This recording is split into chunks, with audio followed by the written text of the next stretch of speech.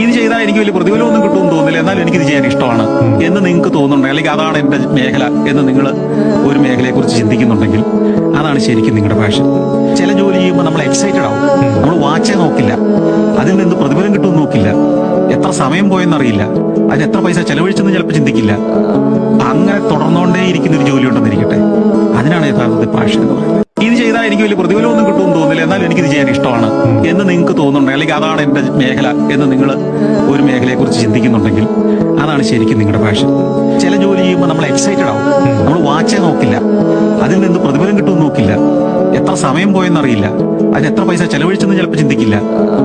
അങ്ങനെ തുടർന്നുകൊണ്ടേ ഇരിക്കുന്ന ഒരു ജോലി ഉണ്ടെന്നിരിക്കട്ടെ, അതിനാണ് യഥാർത്ഥത്തിൽ പാഷൻ എന്ന് പറയുന്നത്. ഇത് ചെയ്താൽ എനിക്ക് വലിയ പ്രതിഫലമൊന്നും കിട്ടുമെന്ന് തോന്നില്ല, എന്നാലും എനിക്കിത് ചെയ്യാൻ ഇഷ്ടമാണ് എന്ന് നിങ്ങൾക്ക് തോന്നുന്നുണ്ടെങ്കിൽ, അല്ലെങ്കിൽ അതാണ് എന്റെ മേഖല എന്ന് നിങ്ങൾ ഒരു മേഖലയെ കുറിച്ച് ചിന്തിക്കുന്നുണ്ടെങ്കിൽ, അതാണ് ശരിക്കും നിങ്ങളുടെ പാഷൻ.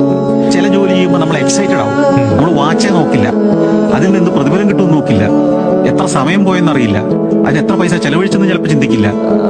അങ്ങനെ തുടർന്നുകൊണ്ടേ ഇരിക്കുന്ന ഒരു ജോലി ഉണ്ടെന്നിരിക്കട്ടെ, അതിനാണ് യഥാർത്ഥത്തിൽ പാഷൻ എന്ന് പറയുന്നത്. ഇത് ചെയ്താൽ എനിക്ക് വലിയ പ്രതിഫലമൊന്നും കിട്ടുമെന്ന് തോന്നില്ല, എന്നാലും എനിക്കിത് ചെയ്യാൻ ഇഷ്ടമാണ് എന്ന് നിങ്ങൾക്ക് തോന്നുന്നുണ്ടെങ്കിൽ, അല്ലെങ്കിൽ അതാണ് എന്റെ മേഖല എന്ന് നിങ്ങൾ ഒരു മേഖലയെ കുറിച്ച് ചിന്തിക്കുന്നുണ്ടെങ്കിൽ, അതാണ് ശരി.